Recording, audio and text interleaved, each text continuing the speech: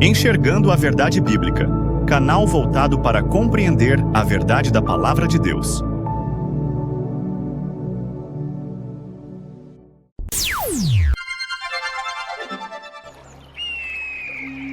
A fé vem pelo ouvir da Palavra de Deus. Olá, paz seja contigo. Vamos para mais uma meditação da Palavra de Deus. Hoje o tema será Jesus, quem Ele é, quem Ele não é. Parte 1. O objetivo deste estudo é expor sobre a pessoa de Jesus Cristo, Filho de Davi. Esclarecer a questão da sua existência como Filho de Deus. A cristandade está dividida em duas crenças distintas. Um pequeno grupo vê Jesus como um homem natural, nascido de mulher, e outro, a imensa maioria, vê Jesus como um Deus, um anjo, um espírito ou outra espécie de ser. Pretendemos mostrar, através de uma leitura mais fiel do texto bíblico, quem é o Jesus das Escrituras. E responder questões como: ele existiu antes do seu nascimento natural, de sua mãe Maria, esposa de José? Ou ele foi um ser pré-existente antes da criação do mundo? Estas dúvidas compõem um debate milenar ainda não resolvido, sintetizado na Cristologia. A ideia de que Jesus existia no princípio do mundo é conhecida como a doutrina da pré-existência. Jesus seria o Verbo que encarnou. Do lado contrário deste debate estão aqueles que defendem apenas a existência humana de Jesus. Jesus seria o homem de Nazaré. O autor assume a posição de que Jesus foi um homem comum. Jesus foi o Messias prometido no Antigo Testamento. Não há para o autor qualquer evidência bíblica que sustente a ideia de um Jesus semelhante a Deus, existente antes da criação do mundo. O que faz aparentar certa biblicidade é uma confusão de sentidos textuais criados por hermeneutas dos primeiros séculos.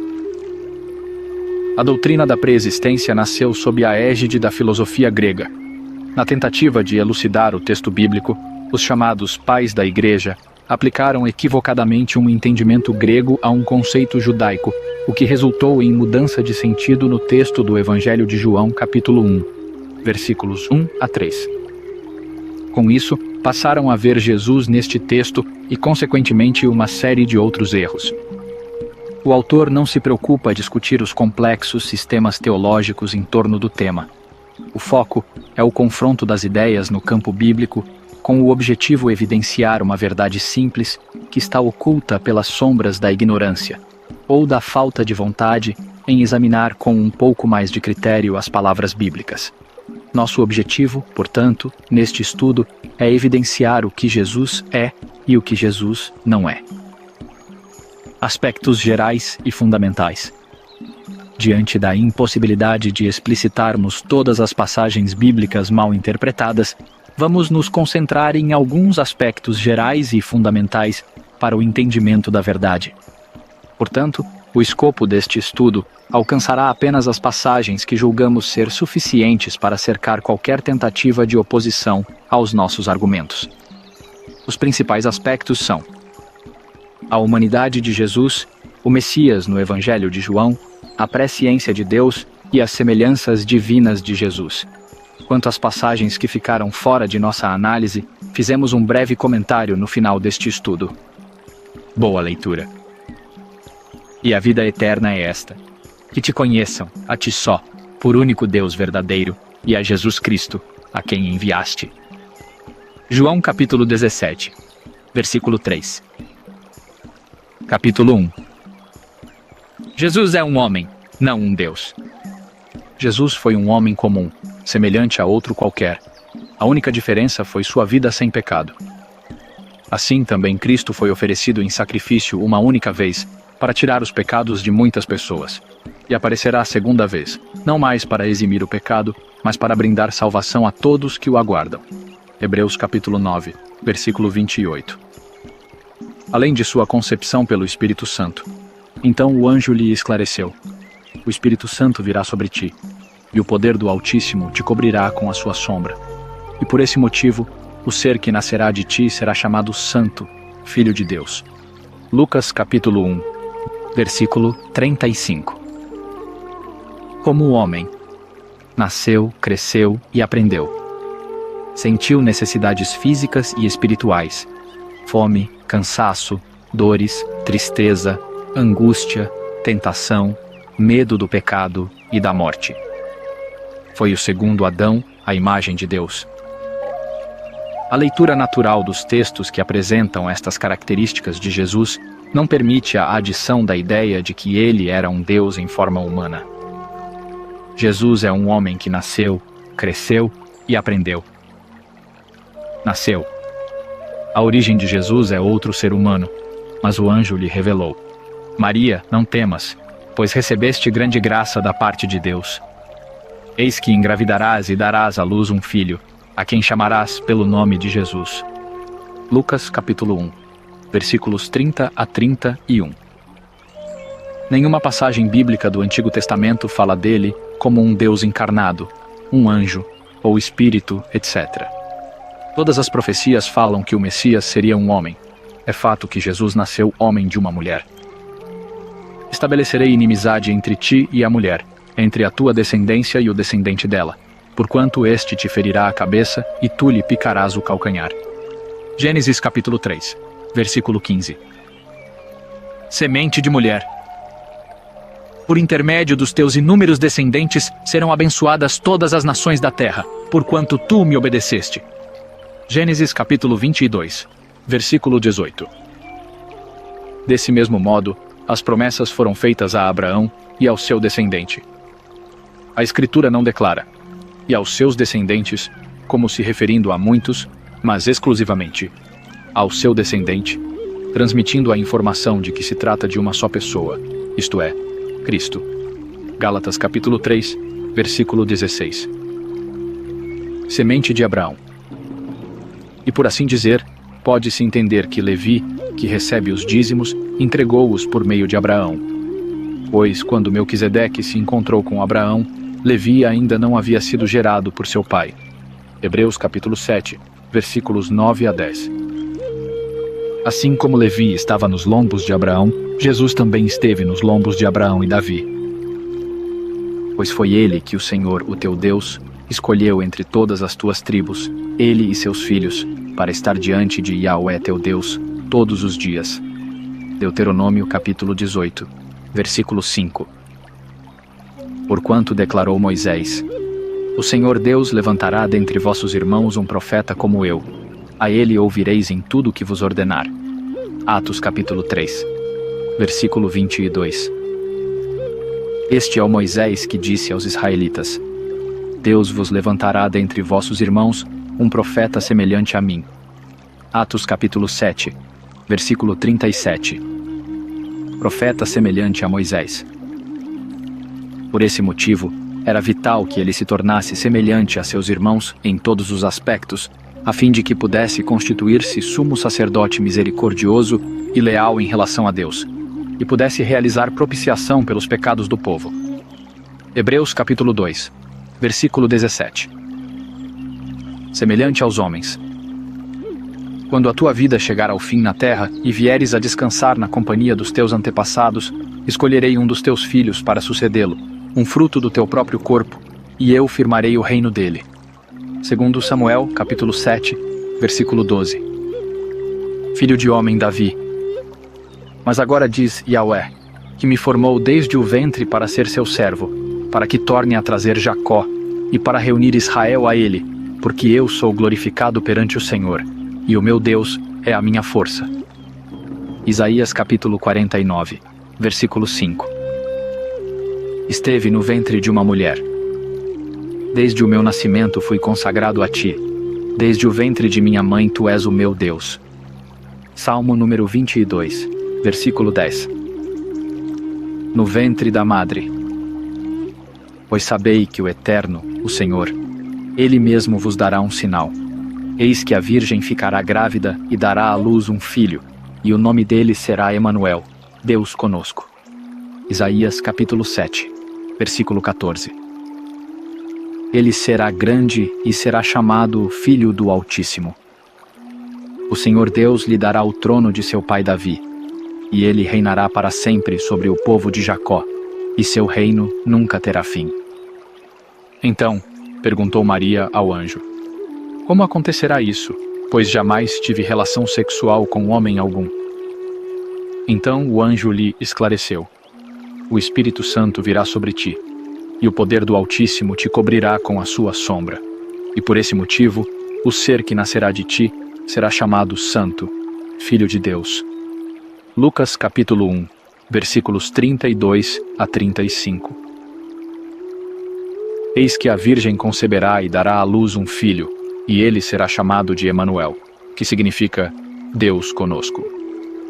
Mateus capítulo 1, versículo 23. Foi concebido de uma mulher. Sua linhagem humana era muito antiga. No entanto, tu, Bet-Lechem, Belém, casa do pão, Efratá, frutífera, embora pequena demais para figurar entre os milhares de Judá, sairá de ti para mim aquele que será o governante sobre todo Israel, cujas origens são desde os dias da eternidade. Miqueias capítulo 5, versículo 2. Origem terrena e humana, filho de Abraão, filho de Davi, nasceu de Maria. Livro da genealogia de Jesus Cristo, filho de Davi, filho de Abraão. Jacó gerou José, marido de Maria, da qual nasceu Jesus, denominado o Cristo. Mateus capítulo 1, versículos 1 e 16. Descende de Adão, filho de Enos, filho de Sete, filho de Adão, filho de Deus. Lucas capítulo 3, versículo 38. Dois lombos de Davi, filho carnal sob juramento de Deus. Todavia, ele era profeta, e sabia que Deus lhe prometera sob juramento que colocaria um dos seus descendentes em seu trono. Atos capítulo 2, versículo 30. Filho de Deus, nascido de mulher. Todavia, quando chegou a plenitude dos tempos, Deus enviou seu filho, nascido de mulher, nascido também debaixo da autoridade da lei. Gálatas capítulo 4, versículo 4. Descendente de Davi. Recorda-te de Jesus Cristo, ressurreto dentre os mortos, descendente de Davi, segundo o meu evangelho. 2 Timóteo capítulo 2, versículo 8. Descendente de Davi segundo a carne. Acerca de seu filho, que humanamente nasceu da descendência de Davi. Romanos capítulo 1, versículo 3. Hosana ao filho de Davi. E as multidões, tanto as que iam adiante dele, quanto as que o seguiam, proclamavam: Hosana ao filho de Davi. Bendito seja ele que vem em o nome do Senhor. Hosana nas alturas. Entretanto, quando os chefes dos sacerdotes e os escribas viram as maravilhas realizadas por Jesus e as crianças exclamando no templo: Hosana ao filho de Davi, revoltaram-se e indagaram dele. Mateus capítulo 21, versículos 9 e 15. Cristo vem da descendência de Davi. Não diz a Escritura que o Cristo virá da semente de Davi, da cidade de Belém, de onde era Davi? João capítulo 7, versículo 42. Cristo é filho de Davi. Então Jesus lhes indagou: Como podem afirmar que o Cristo é filho de Davi? Lucas capítulo 20, versículo 41. Qual a vossa opinião acerca do Messias? De quem ele é filho? Ao que eles lhe afirmaram: É filho de Davi. Mateus capítulo 22, versículo 42. Cresceu. Jesus, como qualquer outro ser humano, cresceu e fortaleceu sua saúde. Isso aconteceu sob os cuidados de seus pais. Não há nenhuma profecia e nenhuma narrativa bíblica indicando que ele fosse um ser especial, com poderes acima do poder de um homem comum. Ele era um menino que crescia e se fortalecia. E o menino crescia e se fortalecia, tornando-se pleno em sabedoria, e a graça de Deus permanecia sobre ele. Lucas capítulo 2, versículo 40. Crescia ano a ano. Assim sendo, no ano em que ele completou 12 anos de idade, eles subiram à festa, de acordo com a tradição. Lucas capítulo 2, versículo 42. Precisou do cuidado dos pais. Assim que seus pais o avistaram, ficaram perplexos. Então sua mãe o inquiriu: Filho, por que agiste assim conosco? Teu pai e eu nos angustiamos muito à tua procura. Lucas capítulo 2, versículo 48. Crescia em estatura. E Jesus se desenvolvia em sabedoria, estatura e graça na presença de Deus e de todas as pessoas. Lucas capítulo 2, versículo 52. Aprendeu. Jesus, como qualquer outro ser humano, aprendeu. Ele não nasceu com a ciência dos homens e nem com toda a ciência de Deus. Também não herdou inteligência de uma suposta existência anterior. Ele desenvolveu o seu conhecimento ao longo de sua vida. Mesmo assim, no fim de seu ministério, deixou claro que não sabia todas as coisas.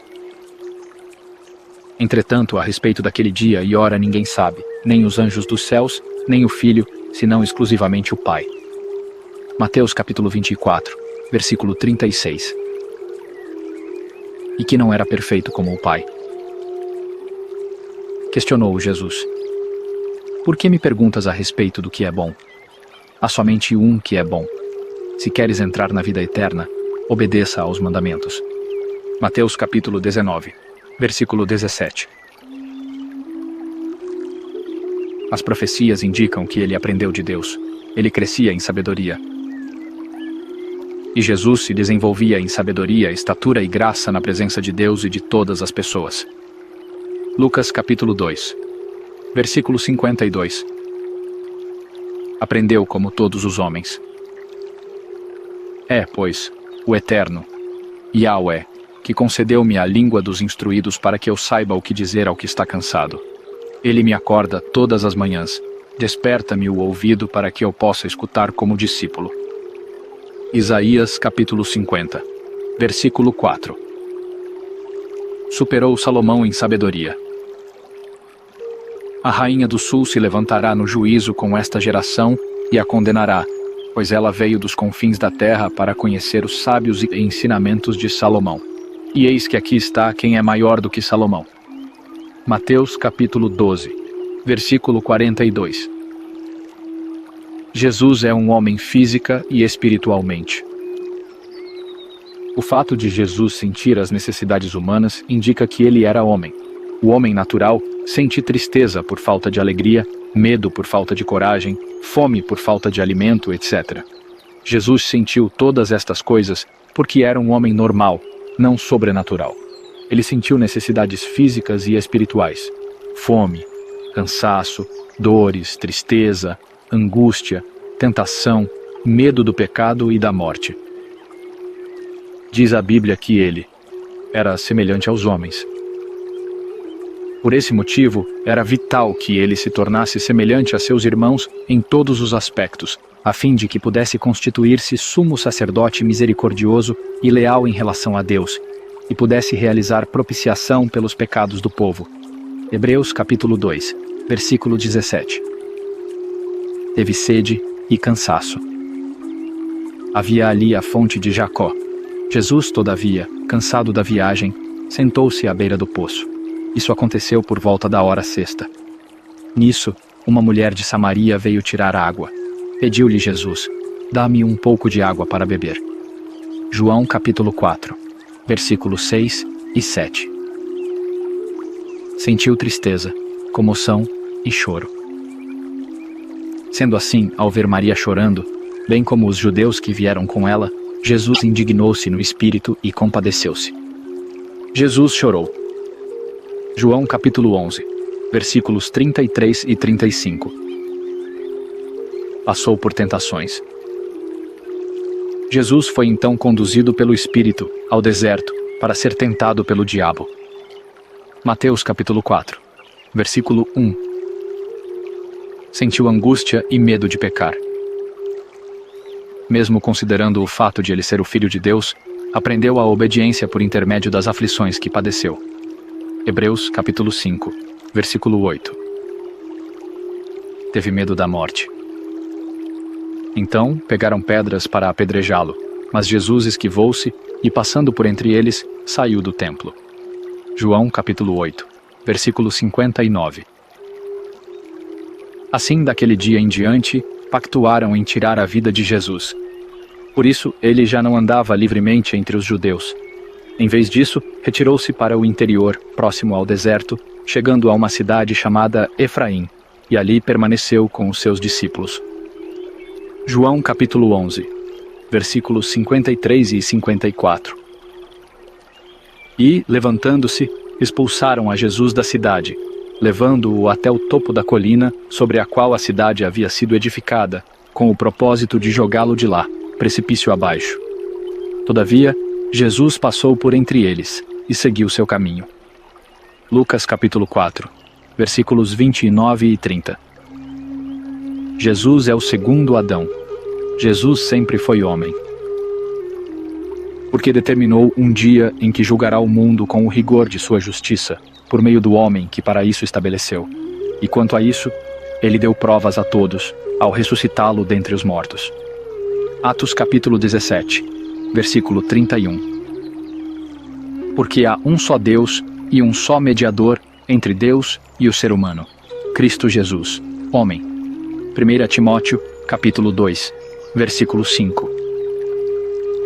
Ele é o segundo Adão. Ele foi gerado como filho de Deus. Proclamarei o decreto do Senhor. Ele me disse: Tu és meu filho. Eu hoje te gerei. Salmos capítulo 2, versículo 7. Ele é a imagem de Deus. Ele é a imagem do Deus invisível, o primogênito sobre toda a criação. Colossenses capítulo 1, versículo 15. Ele é um modelo para os demais homens. Sede meus imitadores, como eu o sou de Cristo. 1 Coríntios capítulo 11, versículo 1. Quando Deus pensou em criar o mundo e o primeiro homem, ele já havia pensado em criar o segundo homem. Deus sabia das limitações pessoais, físicas e mentais do primeiro. Sabia, por isso, da necessidade de um segundo que pudesse superar todas as adversidades da vida humana. O primeiro homem não podia aprender e ser testado em todas as condições adversas que o mundo nos propõe. O segundo, vivendo na plenitude dos tempos, foi testado nas mais complexas situações da vida. O primeiro homem precisava ver um segundo homem conforme a imagem de Deus, pois Deus não pode ser visto pelo homem natural. Adão, o primeiro homem, foi criado adulto num mundo sem pecado. Jesus, o segundo, nasceu e cresceu num mundo cheio de pecado. O primeiro não passou por todas as etapas do desenvolvimento humano e na primeira tentação errou. O segundo enfrentou todas as etapas e todas as provações, mas não se desviou do caminho. Deus sabia que o primeiro homem, vivendo sozinho num mundo sem semelhantes, não desenvolveria todas as habilidades de relacionamento. Por isso, gerou seu filho quando o mundo já estava povoado. Ele precisava de um segundo homem vivendo no meio das multidões, sofrendo todos os tipos de privações, para que pudesse desenvolver as habilidades sociais, sentimentais e emocionais necessárias para o bom convívio entre os homens. Jesus foi o segundo Adão, o novo homem. Foi o homem modelo, a semelhança de Deus, para que os demais homens, ao olharem para ele, pudessem copiar a imagem divina para si. Por um homem entrou o pecado. Contudo, não há comparação entre o dom gratuito e a transgressão. Pois, se muitos morreram por causa da desobediência de um só, muito mais a graça de Deus e o dom pela graça de um só homem, Jesus Cristo, transbordou para multidões. Por isso, não se pode comparar a graça de Deus com a consequência do pecado de um só homem, porquanto o julgamento derivou de uma só ofensa que resultou em condenação, mas o dom gratuito veio de muitas transgressões e trouxe a justificação. Pois, se pela transgressão de um só homem a morte reinou por meio desse, muito mais os que recebem da transbordante provisão da graça e do dom da justiça reinarão em vida por intermédio de um único homem, Jesus Cristo. Portanto, assim como uma só transgressão determinou na condenação de todos os seres humanos, assim igualmente um só ato de justiça resultou na justificação que traz vida a todos os homens. Sendo assim, como por meio da desobediência de um só homem muitos se tornaram pecadores, assim também, por intermédio da obediência de um único homem, muitos serão feitos justos. Romanos capítulo 5, versículos 15 a 19. Por um homem saiu o pecado do mundo. O primeiro homem era perfeito biologicamente. Deus, portanto, criou os seres humanos à sua imagem. A imagem de Deus os criou. Macho e fêmea os criou. Deus os abençoou e lhes ordenou: sede férteis e multiplicai-vos. Povoai e sujeitai toda a terra. Dominai sobre os peixes do mar, sobre as aves do céu e sobre todo animal que rasteja sobre a terra. E acrescentou Deus: eis que vos dou todas as plantas que nascem por toda a terra e produzem sementes, e todas as árvores que dão frutos com sementes. Esse será o vosso alimento. Também dou a todos os animais da terra, a todas as aves dos céus, a todos os répteis da terra, e a todas as criaturas em que há fôlego de vida, todos os vegetais existentes como mantimento e sustento. E assim aconteceu. Então Deus contemplou toda a sua criação, e eis que tudo era muito bom. Houve assim a tarde e a manhã. Esse foi o sexto dia. Gênesis capítulo 1, versículos 27 a 31. O segundo homem era perfeito espiritualmente. Mas fostes resgatados pelo precioso sangue de Cristo, como de cordeiro sem mácula ou defeito algum. 1 Pedro capítulo 1, versículo 19. Quando o Filho do Homem for levantado, todos serão atraídos para ele. Mas eu, quando for levantado da terra, atrairei todas as pessoas para mim. João capítulo 12, versículo 32. Sede meus imitadores, como eu sou de Cristo. 1 Coríntios capítulo 11, versículo 1. Quem me vê a mim, vê o Pai. Então Jesus ministrou-lhes: há tanto tempo estou convosco, e tu não me tens conhecido, Filipe? Aquele que vê a mim, vê o Pai. Como podes dizer: mostra-nos o Pai? João capítulo 14, versículo 9.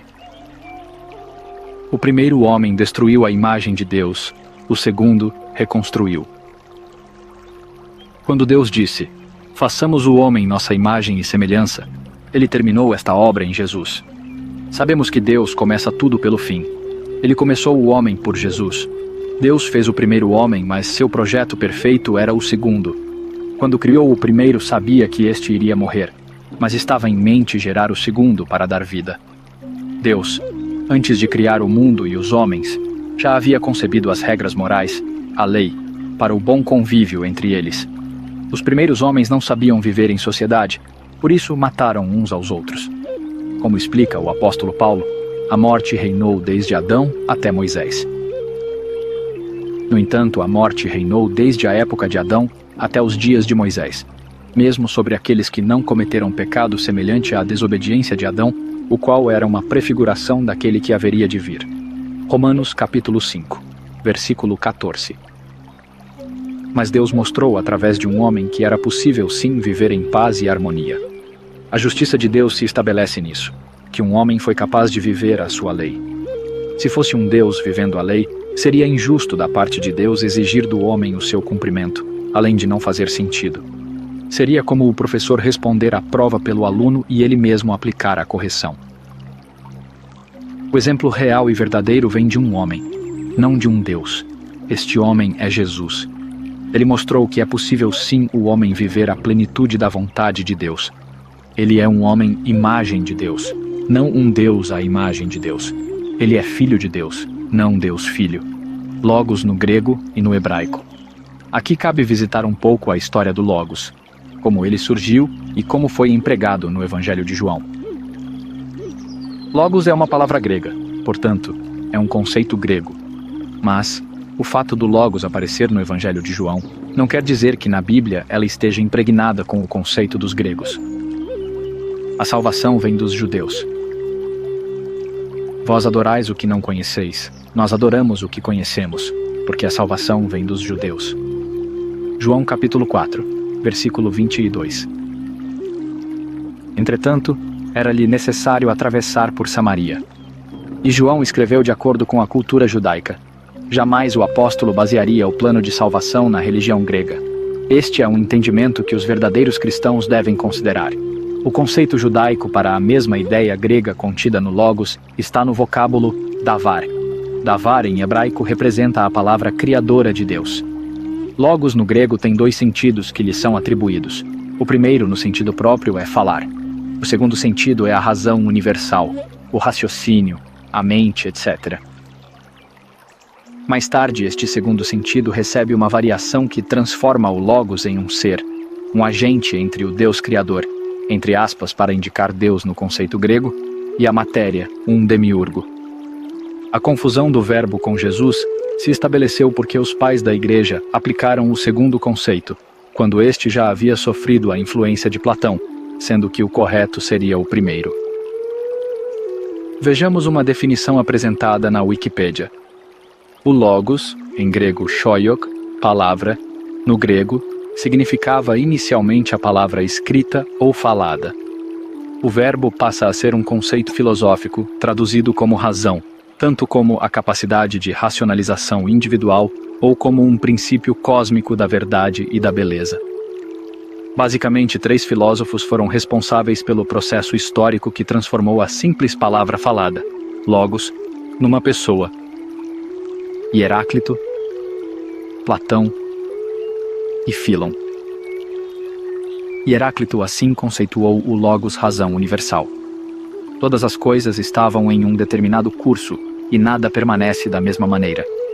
Entretanto, a ordem e o padrão podem ser percebidos em meio ao fluxo e aos refluxos eternos e incessantes das coisas no logos, o princípio eterno de ordem no universo.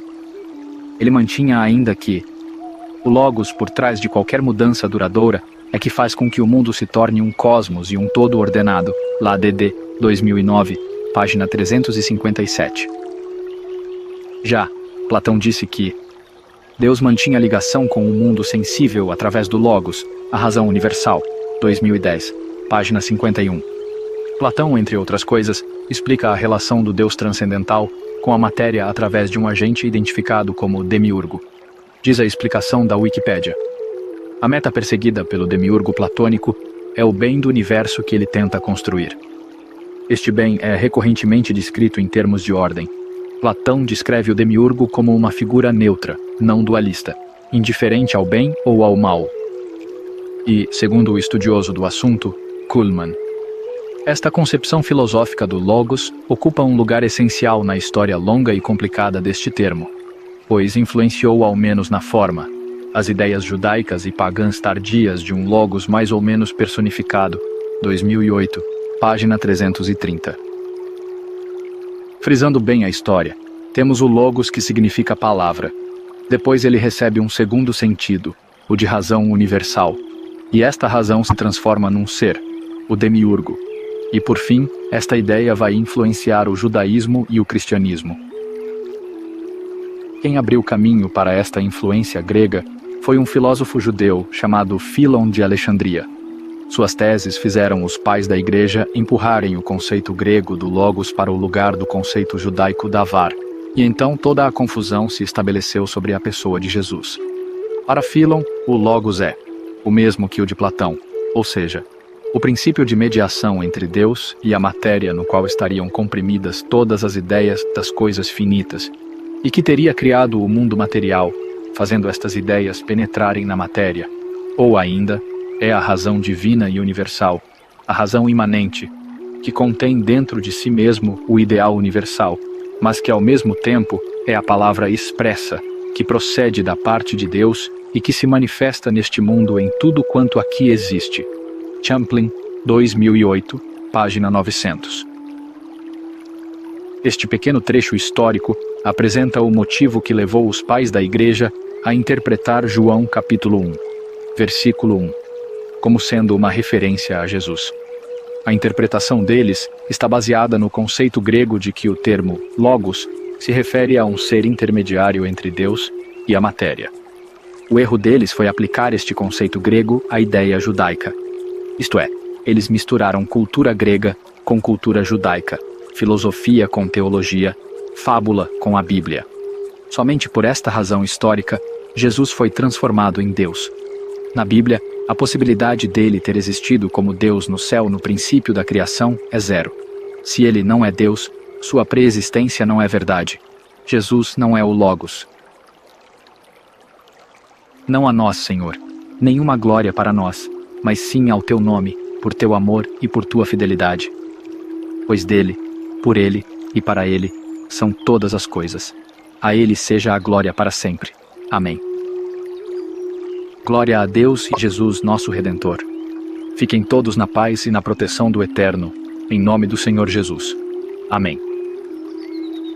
Acesse os seguintes canais no YouTube. Canal Enxergando a Verdade Bíblica. YouTube.